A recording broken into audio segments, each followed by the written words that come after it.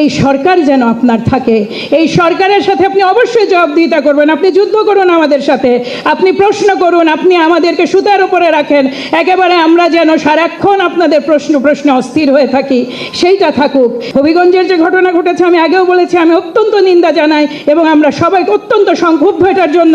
এইটার যথাযথ বিচার ইনশাল্লাহ আপনারা দেখতে পাবেন। এই বাংলাদেশে আর কখনো রাজনৈতিক কারণে কোনো ধরনের কিছু প্রত্যাশা করে ঘটবে না। ডিফারেন্সটা কোথায়? ডিফারেন্সটা এখানে। আপনি এখানে এসে আপনি আমাকে জুতা দেখাতে পারেন, ওটা আপনার অধিকার।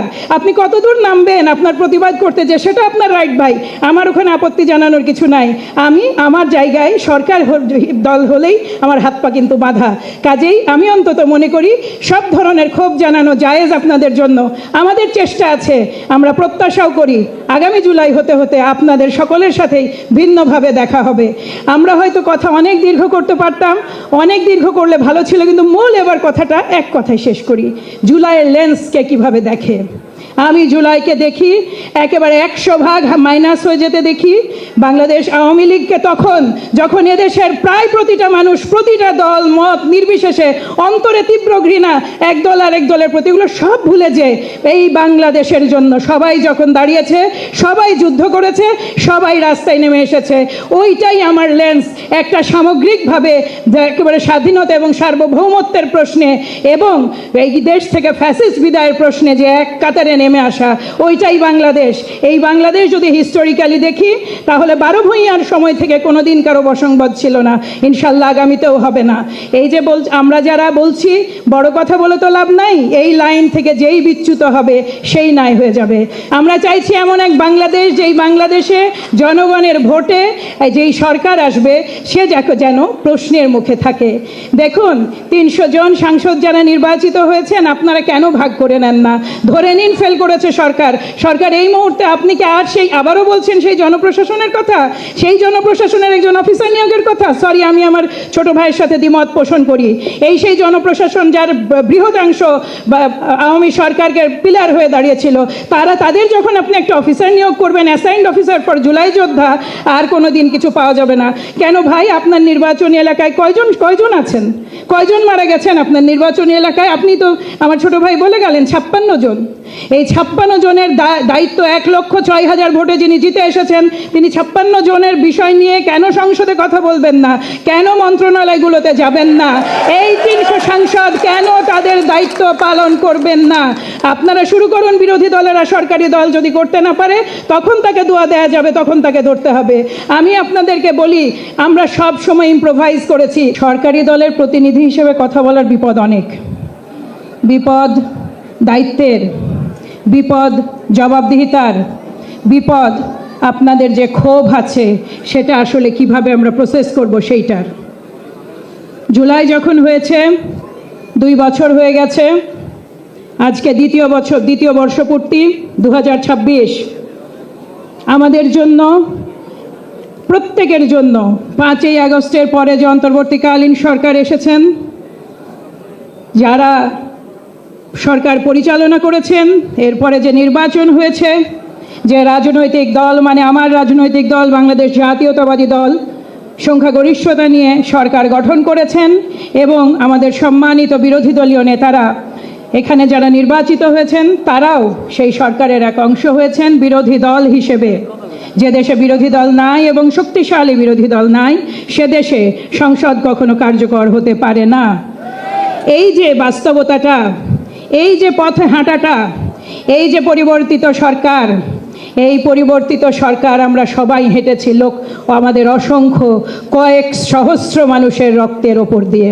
17-18 বছর ধরে যে 10,000 মানুষ কমপক্ষে নিহত হয়েছেন, এক্সট্রা জুডিশিয়াল কিলিংয়ে আরও অন্তত 10,000, সমস্ত দল মত নির্বিশেষে আমরা যারা জুলাই যোদ্ধা, আমরা প্রত্যেকে তার অংশীদার। আমাদের যে ছেলেটি, আমাদের এই তুলি বসে আছে, তুলির যে পরিবারের 6 জন সদস্যকে গুম করা হয়েছে, তুলির মায়ের কান্না আর আপনার কান্না কিন্তু এক। আমাকে যখন 2018 সালে আমার স্বামী সহ তুলে নিয়ে যাওয়া হয়, আমাদের কোনো মানবাধিকার ছিল না, ঠিক যেমন আপনাদের অনেকের সন্তানের সেই সময় মানবাধিকার ছিল না। সময়টা একই। 17 বছরে গুম, হত্যাকাণ্ড এবং যে খুন হয়েছে, সেই বেপরোয়া সেই দানব এই 36 দিনে যে তাণ্ডব চালিয়েছে, তারই ফলশ্রুতিতে কমপক্ষে 20,000 মানুষের রক্তের উপরে হেঁটে ওই যেই অন্তর্বর্তীকালীন সরকার এসেছে, সেটা আমাদের সরকার, সেটা জুলাইয়ের সরকার। এই জুলাই আপনাদের, এই সরকার আপনাদের, নির্বাচনের মাধ্যমে যে সরকার এসেছে সেই সরকারও কিন্তু আপনাদের। আপনারাই ভোট দিয়েছেন। আপনাদের মত ভিন্ন হতে পারে, আপনাদের পথ ভিন্ন হতে পারে। এই 5 মাস আমরা চেষ্টা করেছি সরকারি দল হিসেবে, বিরোধী দল হিসেবে। আমাদের প্রত্যেকের অনেক বেশি করার ছিল, নিঃসন্দেহে আমরা প্রত্যেকে আরো অনেক অনেক বেশি করতে পারতাম, কিন্তু একটা ডিস্টর্টেড দেশ, যার মিনিমাম কোনো ফাইন্যান্সিয়াল স্ট্যাবিলিটি নাই। সংসদে আমার যে মাননীয় সম্মানিত সংসদ সদস্যরা যান, তারা প্রত্যেকে জানেন যে আসলে প্রেসিং ইস্যুগুলো কত ভয়ঙ্কর। আপনারা যারা বসে আছেন, আপনাদের এই ক্ষোভ আর কষ্ট প্রতি ঘন্টা আপনাদের জন্য অনেক মূল্যবান, আমরা সেটা ফিল করি। কেন ফিল করি জানেন? কারণ আপনার জন্য ওইটাই কিন্তু জীবন মরণ। আপনাকে কি দিয়ে কম্পেনসেট করা যাবে? কালকে এই ধরনের একটা প্রোগ্রামে আমি ছিলাম। আমি কোনোদিন বিশ্বাস করি না রক্তের কোনো মূল্য হয়। আমি কোনোদিন বিশ্বাস করি না যার চোখ চলে গেছে, যার হাত চলে গেছে, সেটা এই পৃথিবীতে কোনো কিছু দিয়ে কম্পেনসেট করা সম্ভব। কিন্তু কি করা যায়? এই সরকার যেন আপনার থাকে। এই সরকারের সাথে আপনি অবশ্যই জবাবদিহিতা করবেন। আপনি যুদ্ধ করুন আমাদের সাথে, আপনি প্রশ্ন করুন, আপনি আমাদেরকে সুতার উপরে রাখেন, একেবারে আমরা যেন সারাক্ষণ আপনাদের প্রশ্নে অস্থির হয়ে থাকি, সেইটা থাকুক। কিন্তু মনে রাখবেন, আপনি এবং আমরা কিন্তু একই। আপনার দল বা আপনার চাওয়া বা আপনার পছন্দের দল এবং বাংলাদেশি জাতীয়তাবাদী দল, আমরা কিন্তু একই। এই যে কিছুক্ষণ আগে আমি শহীদ সালাউদ্দিন কাদের চৌধুরীর একটা ভিডিও দেখছিলাম, দুর্ভাগ্যক্রমে ওই সময় যারা অ্যারেস্ট হয়েছিলেন, তাদের কয়েকজনের জন্য আমার দৌড়াদৌড়ি করা, বয়স তখন আমার অনেক কম, আমার দৌড়াদৌড়ি করার সুযোগ হয়েছিল হিউম্যান রাইটস অর্গানাইজারদের সাথে, পরিবারগুলোর সাথে। আমি নিজ চোখে দেখেছি কিভাবে এগুলো হয়েছে, কিভাবে যখন ঐক্য ভেঙে টুকরা হয়ে যায় তখন তার ফায়দা কিভাবে সুবিধাবাদী মহল নেয়। আমাদের সেই দেশে দেশপ্রেম, সার্বভৌমত্বকে ভালোবাসা এবং শিরদাঁড়া সোজা করে থাকা, এই বাংলাদেশের জন্য সবচেয়ে বড় অভিশাপ। এই অভিশাপটা সবচেয়ে বড় অভিশাপ বলে বেছে বেছে কিছু মানুষকে দেশ থেকে সরিয়ে দেওয়া হয়েছে। আপনারা সবাই জানেন, আপনারা প্রত্যেকে এটার উইটনেস। এখানে ছোট ভাইরা কথা বলে গেছেন, এখানে কথা বলে গেছেন আমাদের সম্মানিত সাংসদ। একটা কথা আপনাকে বলি, ভোট দিয়ে নির্বাচিত করেছেন তো 300 আসনে 300 এমপিকে। আপনাদের প্রত্যেকের এলাকায় 2000 জন মানুষ, এখানে 1400 মানুষ আমরা এনলিস্টেড পাই, কিন্তু প্রকৃতপক্ষে আমার নিজের ধারণা নিহতের সংখ্যা 2000-এর নিচে হবে না। অন্তত এমন অনেক পরিবার আমি জানি যাদের পরিবার কখনো পরিসংখ্যানে আসবে না, তাদের পরিবার কোনোদিন কোনো অভিযোগ জানাতে যায়নি। এত দুরবস্থা, এত দারিদ্র এই পরিবারগুলোতে তাদের একজন সন্তান কেন হারিয়ে গেছে তারা সেটা জানে না, তারা এমনকি ভয়েসও রেজ করতে পারে না। এই সংখ্যাগুলো আমরা আননেমড ধরি। ওই আননেমড সংখ্যা, এনারা সকলেই কিন্তু এই ভয়ঙ্কর সময়ের ভিকটিম। এই ভয়ঙ্কর সময় আপনি আমাকে প্রশ্ন করুন, আপনি যা ক্ষোভ আছে সব ঝাড়ুন, কিন্তু আপনার পেছনে যেন কখনোই আর কোনো সুবিধাবাদী মহল সেটার সুবিধা নিতে না পারে। সরকার আপনাদের। আগামী ভোটে যারা আসবেন, আক্তাররা সামনে বসে আছেন, সামনে মার্দিয়া আপু বসে আছেন, আমি প্রত্যাশা করি যে আগামী সরকার তারা গঠন করবেন। সমস্যা নাই তো, এই জিনিসটাই তো আমরা চাইছি। আমরা চাইছি এমন এক বাংলাদেশ, যেই বাংলাদেশে জনগণের ভোটে যেই সরকার আসবে সে যেন প্রশ্নের মুখে থাকে। দেখুন, 300 জন সাংসদ যারা নির্বাচিত হয়েছেন, আপনারা কেন ভাগ করে নেন না? ধরে নিন ফেল করেছে সরকার। এই মুহূর্তে আপনি কি আর আবারও বলছেন সেই জনপ্রশাসনের কথা, সেই জনপ্রশাসনের একজন অফিসার নিয়োগের কথা? সরি, আমি আমার ছোট ভাইয়ের সাথে দ্বিমত পোষণ করি। সেই জনপ্রশাসন যার বৃহদাংশ আওয়ামী সরকারকে পিলার হয়ে দাঁড়িয়েছিল, তাদের যখন আপনি একটা অফিসার নিয়োগ করবেন, অ্যাসাইন্ড অফিসার ফর জুলাই যোদ্ধা, আর কোনো দিন কিছু পাওয়া যাবে না। কেন ভাই, আপনার নির্বাচনী এলাকায় কয়জন আছেন? কয়জন মারা গেছেন আপনার নির্বাচনী এলাকায়? আপনি তো, আমার ছোট ভাই বলে গেলেন, 56 জন। এই 56 জনের দায়িত্ব 1,06,000 ভোটে যিনি জিতে এসেছেন, তিনি 56 জনের বিষয় নিয়ে কেন সংসদে কথা বলবেন না? কেন মন্ত্রণালয়গুলোতে যাবেন না? এই 300 সাংসদ কেন তাদের দায়িত্ব পালন করবেন না? আপনারা শুরু করুন, বিরোধী দলেরা সরকারি দল যদি করতে না পারে তখন তাকে দোয়া দেওয়া যাবে, তখন তাকে ধরতে হবে। আমি আপনাদেরকে বলি, আমরা সব সময় ইম্প্রোভাইজ করেছি। 14ই জুলাই রাতে যখন ওই আমাদের সন্তানদের, আমাদের মেয়েগুলোকে মারা হলো, ইম্প্রোভাইজ করা হয়েছে যখন পাবলিক ইউনিভার্সিটিগুলোকে বন্ধ করে দেওয়া হলো, প্রাইভেট ইউনিভার্সিটির বাচ্চারা নেমে আসলো, এগুলো সবই ইম্প্রোভাইজেশন। এবং এই সামনে যদি একটা সমস্যা আছে, সরকার কি একা কখনো ফাংশন করতে পারে? সরকার কোনোদিন কোনো দেশে একা ফাংশন করতে পারে না। সরকার আপনারা, সরকার আমরা। হয়তো সিটটা ডিফারেন্ট, আপনার সিটের নাম বিরোধী দল, আমার সিটের নাম সরকারি দল, এর বাইরে কিন্তু কোনো ডিফারেন্স নাই। স্ট্র্যাটেজিক্যালি আপনি পয়েন্ট রেজ করেন, আপনি নিজের কাছে ক্লিয়ার থাকেন। দেখুন, আপনারা অনেকে অনেক কথা বলছেন, নিঃসন্দেহে মামলা হয়নি, কিন্তু তারপরেও নাই করেও এই 5 মাসে 80টা মামলা দায়ের করা হয়েছে আমাদের এই আন্তর্জাতিক অপরাধ ট্রাইব্যুনালে। এগুলো কেন জেলা ভিত্তিক দেওয়া হয় না জানেন? যখনই জেলা ভিত্তিক মামলাগুলো দেওয়া হয়েছে, আমাদের অভিজ্ঞতা বলে আমরা প্রায় 3.5 থেকে 4.5 হাজার মামলা করা হয়েছিল। আমি নিজেই রাজশাহীতে কয়েকটা মামলা নিজে ব্যাকআপ দিয়েছি। আমাদের লোকজনকে যখন আমরা মামলা করতে পাঠিয়েছি, সেই সময় তৎকালীন কর্মরত যে পুলিশ অফিসাররা ছিলেন, তারা এমন ধারা দেন যেটা বেইলেবল, যারা এমন একটা মামলা দেন যেই মামলায় খুব অল্প সাজা হয়। এখানে আমার একজন বোন আছেন যার সন্তান মারা গেছে, মাত্র 3.5 বছরের একটা জেল দিয়ে সেই মামলা রায় দিয়ে দেওয়া হয়েছে। কেন দিয়ে দেওয়া হয়েছে? কারণ মামলাটার বুনিয়াদটাই দুর্বল, মামলাটা সাজিয়েছে দুর্বলভাবে। আপনি কি চান যে আপনার সন্তানের খুনি 2 বছরের জেল, 5 বছরের জেল, 4 বছরের জেল নিয়ে বেরিয়ে যাক? না, আমরা ফাঁসি চাই। এবং আমরা ফাঁসি চাই বলে খেয়াল রাখবেন, 80টা মামলা হয়েছে, 7টা মামলার রায় হয়েছে। 7টার মামলার মধ্যে আমি যে কয়টা মনে করতে পারি, যে ওই যে আপনার কার্নিশে ঝুলেছিল যে ছেলেটিকে মারা হয়েছে ওই যে হত্যা করা হয়েছিল আপনার চানখারপুলে, সেই মামলাটার রায় হয়েছে। মামলা মুগ্ধ এবং এখানে স্নিগ্ধ ভালো বলতে পারবে, সে আই হোপ সে এখনও আছে, তাদের মামলাটাও কিন্তু গতি পেয়েছে, এবং 11 জন সহ, ওখানে 11 জন সহ। দেখুন, এই মামলার রায়ের ব্যাপারে অন্তত রাতারাতি কোনো কথা আমার মনে হয় না চাওয়াই ভালো। কেন জানেন? আজ থেকে 10 বছর, 15 বছর, 20 বছর, 30 বছর পরে কেউ যেন কোনোদিন আঙুল না তুলতে পারে। যেইভাবে আমরা দেখেছি জুডিশিয়াল কিলিং হয় এদেশে, মামলার নামে যেইভাবে অসংখ্য হত্যাকাণ্ড আমরা দেখে এসেছি, ওই হিস্ট্রি রিপিট করার দরকার নাই এদেশে। হ্যাঁ, আমরা চেষ্টা করেছি। আমি খুবই খুশি হতাম জুলাই রেভলিউশনারি অ্যালায়েন্স যদি আইন মন্ত্রণালয় থেকে কাউকে আনতে পারতেন। আমি নিজে আইনজীবীও নই, কিন্তু আমি সহজ কথা যেটা বলি বুঝি, সেটা হচ্ছে আপনি এবং আমি এক। 2018 সালে যখন আমাকে আমার স্বামী সহ তুলে নিয়ে যাওয়া হয়, আবার ওই কথাটা রিপিট করি, ওই দিন আমি জানি যে আমরা কেউ না যদি না রাষ্ট্র আমাদের পদানত হয়। রাষ্ট্র পদানত কখন হয়? যখন একজন মানুষের হিউম্যান রাইটস একেবারে ম্যাক্সিমাম উন্নত অবস্থায় থাকে। এই জায়গাটা আমাদের যুদ্ধের জায়গা। যা ঘটে গেছে, বেনজির আহমেদের জামিন হয়ে গেছে, এই বিষয়টা আমাদের জন্য টেনশনের। দ্বিতীয়ত হচ্ছে, আমার বাসায় গ্যাস নাই, আপনাদের আছে?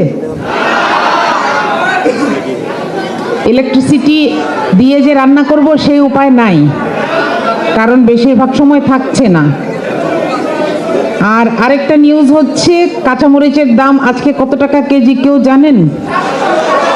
450। নাইস। এই কথাগুলা আমরা যখন বলি, এগুলো হচ্ছে জনগুরুত্বপূর্ণ বিষয়, তাই না? তখন আমাদেরকেই আবার এক শ্রেণীর মিডিয়া বলতে শুরু করেছে যে এই যে এত জনগুরুত্বপূর্ণ বিষয় রেখে কোথাকার কোন জুলাই সনদ নিয়ে আপনারা কেন কথা বলেন। আসলে এই দুইটা বিক্ষিপ্ত জিনিস না, এই দুইটা ইস্যু কানেক্টেড। জুলাই সনদে হ্যাঁ ভোট দেয়া হয়েছে, সেটা বাস্তবায়ন হবে আমরা জানি। শুধু একটা বিষয় আমাদের প্রশ্ন, যে কবে হবে, তাই না? এবং আমরা কেন বারবার এটা মনে করাই দিতে চাই, এটাও আমরা জানি। মনে করেন, আমার বাচ্চা যখন ছোট থাকে, সে তখন সব বেলাতেই চিকেন ফ্রাই খেতে চায় বা ফ্রেঞ্চ ফ্রাই খেতে চায়, দেই না। একটা ভালো জিনিস খেতে বললে, করলা খেতে বললে খেতে চায় না, তখন কি বলতে হয়? জোর করতে হয়, রাইট? জোর করে খাওয়াতে হয়। সরকার কথা শুনবে না হয়তো। কারণটা কি জানেন? কারণটা হচ্ছে, সরকার এখনো যেই জায়গাটার উপরে, মনে করেন এখানে সব কিছু বাদ, শুধু এই কাঠের জিনিসটা হচ্ছে শুধু সরকারের নিজের, বাকি এই পুরা স্টেজ এখনো কার তৈরি করাটা থেকে গেছে? ফ্যাসিস্টেরটা থেকে গেছে। আপনাদেরকে একটা প্রশ্ন করি, আপনাদের কি কখনো মনে হয় যে শেখ মুজিব, শেখ হাসিনার মতন এরকম পালিয়ে যেতেন? আমি প্রশ্নটা কেন করছি, এটা আমি নিজেকে করছিলাম না, আমার উল্টাটা মনে হয় বলছি। আমি এটা করছিলাম আমার দেশের জন্য শেখ হাসিনার পলায়ন দিবস উপলক্ষে যদি লেখাটা গ্র্যান্ট হয় তাহলে ইনশাআল্লাহ আসবে আমার দেশ পত্রিকায়। আমি একটা লেখা লিখছিলাম, তখন আমার মনে হলো যে এই প্রশ্নটা আমি একটু আমাকে করি তো। এবং আমি দেখলাম যে শেখ মুজিবুর রহমান বাংলাদেশের মানুষকে কেনই যেন বিশ্বাস করতেন, এবং আমার কখনো মনে হয় না তিনি পালিয়ে যেতেন। আমার কখনোই মনে হয় না তিনি পালিয়ে যেতেন। সুতরাং দ্যাটস অ্যানাদার কোয়েশ্চেন। সুতরাং বাংলাদেশের স্বাধীনতার পরে আমরা এমন আর কোনো শাসক দেখি নাই যাকে জাতীয় মসজিদের খতিব সহ নিজের আত্মীয় স্বজন সহ ব্যাগ ট্যাগ গুছায় পালায় যেতে। এবং এত স্বার্থপর একজন শাসক, সে তার নিজের দলের লোকগুলোকেও সতর্ক করে নাই। কিন্তু আমাদের কিন্তু হাসিনাকে লাগবে কেন বলেন তো? দেখেন, এই যে এখন আমরা একজন আরেকজনকে বকা দিচ্ছি, বলছে আপনি সরকার, সরকার আমাকে বলছে আপনি বিরোধী দল, কিন্তু একবার হাসিনা একটা অডিও রেকর্ড পাঠাক, আমরা সব একসাথে দাঁড়ায় যাব। আমাদের হাসিনাকে লাগবে। অর্থাৎ যদি হাসিনা নাও থাকে তাহলে এই যে একটা চেহারা যে ফেসিস্ট হতে শুরু করলে, বাবা তোমাকে আমি বিদায় করে ছাড়বো, এই পরিণতি যতদিন আমাদের সামনে থাকবে ততদিন আমাদের কাজগুলো সুন্দর হবে। এখন আমি যেখানেই থাকি, আমি সরকারি দলে থাকি, আমি বিরোধী দলে থাকি। এখন আমি আপনাদেরকে একটু সহজে, আপনারা সবাই এই কথাগুলো জানেন, আমার চাইতে বেশি জানেন, আমি আপনাদের অনেকের থেকেই শিখেছি। আমি এই কথাগুলো আরেকবার একটু মনে করাই দিতে চাই। কেন মনে করাই দিতে চাই? কারণ এগুলো আজকে রেকর্ড হবে, এগুলো মানুষের কাছে যাবে, এগুলো আমাদের জানা দরকার, যেন আমাদেরকে বারবার প্রশ্ন করা না হয়। এই যে কারেন্ট নাই, গ্যাস নাই, তাও আছেন 1 জুলাই সনদ নিয়ে কথা বলেন। কেন বলি? জুলাই সনদের হ্যাঁটাকে যখন আমরা আইনি অবস্থায় দেখতে পাবো, আইনি মর্যাদা দিতে পারবো, কি কি হবে? একজন ব্যক্তি 2 বারের বেশি প্রধানমন্ত্রী হতে পারবেন না। চিন্তা করেন তো, তাহলে একজন ব্যক্তির মাথায় থাকবে আমি যত যাই করি 2 বারের বেশি তো থাকতে পারবো না। সুতরাং আমার ভবিষ্যৎটা আমার গোছাতে হবে। আপনারা কি জানেন যে 74 সালে যে 5ম সংশোধনী হয়েছিল সেখানে কি কি হয়েছিল? সেখানে কিন্তু এই জায়গাগুলোকে বন্ধ করা হয়েছে, এমনভাবে বন্ধ করা হয়েছে। একটা সংসদে 2 বছর চলে গেছে, তাকে বলা হলো যে আরো 5 বছর থাকতে পারবে। মোট কত বছর হয়? 7 বছর। কিভাবে?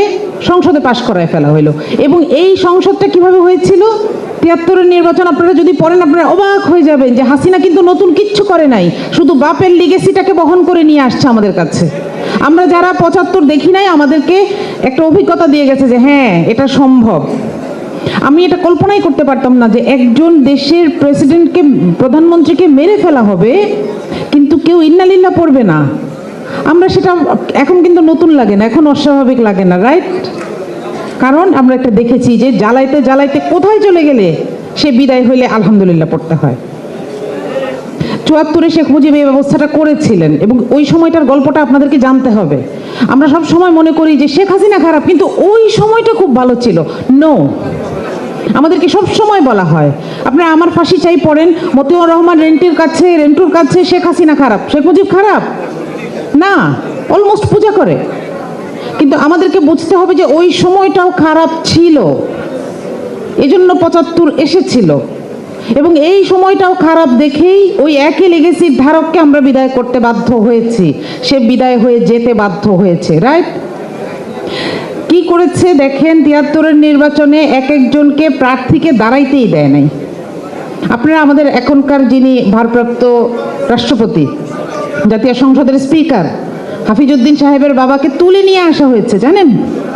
এমন এক জায়গায় একজনকে জিতানোর জন্য ব্যালট বাক্সকে হেলিকপ্টারে করে শেখ মুজিবের বাসভবনে এসে গুনে বলেছে ঠিক আছে ও জিতেছে। তো সেই হিসাবে তো হাসিনা নতুন কিছু করে নাই, করেছে বলেন? কিন্তু আমরা কেন এই ভুলটা করলাম, কেন হাসিনাকে এই ভুলটা করতে দিলাম? কারণ ইতিহাসের সবচাইতে বড় শিক্ষা হচ্ছে মানুষ ইতিহাস থেকে শিখে না। দেখেন, হ্যাঁ ভোটটাকে আমরা আইনি মর্যাদা দিতে পারলে আমরা এই জিনিসগুলোকে বাস্তবায়ন হতে দেখতে পারবো। একটি দেশের প্রধানমন্ত্রী দলীয় প্রধান থাকতে পারবেন না, সুবিধা অসুবিধা বলছি না, চিন্তা করেন। দ্বিতীয় হচ্ছে এই যে বাঙালিকে হাইকোর্ট দেখাই দিয়ে গেছে না ব্রিটিশরা, এই সিস্টেমটা ভাঙবে। আমরা বিভাগীয় শহরগুলোতে হাইকোর্ট পাবো, অর্থাৎ যে কোনো বিষয় আপিল করার জন্য এই ঢাকায় এসে মানুষকে রাস্তায় রাস্তায় ঘুরতে হবে না। তৃতীয়ত হচ্ছে সংসদীয় কমিটিগুলোতে এক দলের প্রাধান্য থাকবে না। চতুর্থত হচ্ছে আপনার মৌলিক অধিকারকে কেউ বন্ধ করে দিতে পারবে না। ইন্টারনেট বন্ধ করে 5 দিন বাংলাদেশে গণহত্যা চালানো হলো, তাই না? এটাকে আর কেউ করতে পারবে না। ষষ্ঠত, যেন তেন ভাবে জরুরি অবস্থা ডাকা যাবে না। কেবল 4টা অবস্থা ছাড়া জরুরি অবস্থা নিজের ইচ্ছে মতো ডাকা যাবে না। প্রধানমন্ত্রী এবং রাষ্ট্রপতির কাজের মধ্যে ব্যালেন্স থাকবে। আপনার আমার জাতির যে পরিচয় সেটা সুস্পষ্ট হবে। আমরা বাংলাদেশী, তাই না? আমরা যখন আমাদেরকে বাঙালি বলতে দেখতাম, তখন দেখতাম যে আমাদের দেশে থাকে এমন অনেককে ডিক্লাসড করে দেওয়া হচ্ছে। সেটা আর হবে না। এবং বিচার বিভাগের দলীয়করণ বন্ধ হবে। একজন বিচারক সুবিধা মতো রায় না দিলেই তাকে বদলি করে ফেলা যাবে না, শাস্তি দেওয়া যাবে না। এখন বলেন তো, কাঁচামরিচের দামের জন্য জুলাই সনদ জরুরি কিনা? জরুরি। এটা মাথায় রাখবেন। এই প্রশ্নটা কোনোদিন কাউকে করতে দিবেন না যে দেশে এত সমস্যা, আপনারা খালি জুলাই সনদের কথা বলেন কেন। এখন আমি শেষ 2টা কথা বলবো। আপনাদের কাছে 2টা দাবি আছে আমার আপনাদের কাছে, যারা আমাকে শুনছেন। এখন হতে পারেন এটা মাননীয় সংসদ সদস্যরা যারা আছেন, যারা শহীদ পরিবার আছেন, যারা আহতরা আছেন এবং অন্যান্য অডিয়েন্স যারা আছেন। বলবো দাবি নাম্বার 1, আমাদের দেশে অনেকগুলো সুদৃশ্য জুলাই কর্নার ছিল, মনে আছে? প্রত্যেকটা প্রাইমারি স্কুলে, সম্ভবত 6500 প্রাইমারি স্কুলে সহ বিভিন্ন ইউনিভার্সিটিতে এবং উপজেলা পরিষদের লাইব্রেরিতে এই মুজিব কর্নারগুলোকে আমরা জুলাই বিপ্লবের পরে কি করলাম, হেডিংগুলো খুলে ফেলে দিয়েছি। কিন্তু মুজিব কর্নারটা এখনো আছে না? এটা আমরা সরকারকে বলতে চাই যে কেউ আবার গিয়ে ভাঙচুর করে সরাই দিয়েন না। এইভাবে সিস্টেম চেঞ্জ হয় না ভাই। আমাদের সিস্টেমটাকে চেঞ্জ করতে হবে। এই জায়গাটায় আমরা একটা মুক্তিযুদ্ধ এবং জুলাই কর্নার করতে চাই। এই জায়গায় কি কি বই আছে দেখলে আপনারা হাসতে হাসতে মরে যাবেন। বঙ্গবন্ধুর প্রিয় রান্না লিখেছে কে? কাফের দোষী। দেখেন, চাটারও তো একটা লিমিট থাকে। আর দ্বিতীয় যেটা চাই, এটার জন্য আমরা দাবি তুলবো। আমি পার্সোনালি শেষ 4 দিন অধিবেশনের 11 থেকে 15 তারিখ হাত ওঠাতে ওঠাতে আমার হাত ব্যথা হয়ে গেছে। সর্বশেষ বুধবারে চেষ্টা করেছি প্রধানমন্ত্রীকে বলার, কিন্তু আমি সুযোগ পাই নাই। ইনশাআল্লাহ চেষ্টা করব একটা বিল নিয়ে আসার বা কোনোভাবে একটা প্রস্তাবনা আনার, আর আপনারা আপনাদের জায়গা থেকে সমর্থন দিবেন। আমরা মুক্তিযুদ্ধ এবং জুলাই 2টাকে ধারণ করতে চাই, একাডেমিক্যালি ধারণ করতে চাই, চর্চা করতে চাই। এবং Mujib corner must be replaced. দাবি নাম্বার 2, আয়নাঘরকে যারা কথিত বলে সেই পত্রিকাটা কেনেন। এখানে কেউ আছেন? আমরা একটা বোকামি করি। আমাদের যখন যার উপর রাগ হয় গিয়ে হামলায় পড়ি, তার অফিসটা ভাঙি। লাভ হয় কোনো কিছু? সে ওই ভাঙা অফিস দেখায়, ওই যে ঘা দেখায় ফকির যেরকম টাকা তুলে, সে এই ভাঙা অফিস দেখায় আরো একটু মানুষের কাছে যায়। আপনারা এই পত্রিকাটা কিনবেন না। আপনার কোনো আত্মীয় স্বজনের বাসায়, অফিসে এই পত্রিকাটা রাখতে দিবেন না। তাদের সার্কুলেশন কমান, তাদের ওয়েবসাইটে যাবেন না। বিকল্প তৈরি হবে এভাবেই। আমরা বলেছিলাম না, তুমি কে আমি কে, বিকল্প বিকল্প। আমাদেরকে এটা প্রমাণ করতে হবে। প্রথম আলোর কি বিকল্প নাই? তাহলে এই পত্রিকাটা এই দেশে এই কথা লেখার সাহস পায় কিভাবে? পরে এডিট করেছে। তার মানে কি দেখেন, কোনো নৈতিক অবস্থা নাই। তাদেরকে আপনার ধরতে পারা উচিত। সুতরাং এখানে যারা আছেন, আমি পার্সোনালি আপনাদেরকে এই 2টা অনুরোধ করব। আসেন, জুলাইকে শুধু মুখে, কথায়, চোখের পানিতে মনে করলে হবে না, কাজে নিয়ে আসতে হবে। এক মায়ের গর্ভে 2 যমজ সন্তান জন্ম নিয়েছে। একটা হচ্ছে জাতীয় নির্বাচনের মধ্য দিয়ে সরকার, আরেকটা হচ্ছে গণভোট। যদি গণভোট অসাংবিধানিক হয়, যদি গণভোট অবৈধ হয়, আপনি সালাউদ্দিন আহমেদ, জনাব তারেক রহমান, এমনকি বিএনপি সরকার হচ্ছে অবৈধ সরকার। এই গণভোট যদি অসাংবিধানিক হয়, সালাউদ্দিন আহমেদ অসাংবিধানিক স্বরাষ্ট্রমন্ত্রী। গণভোট যদি অবৈধ হয়, তারেক রহমান অবৈধ প্রধানমন্ত্রী।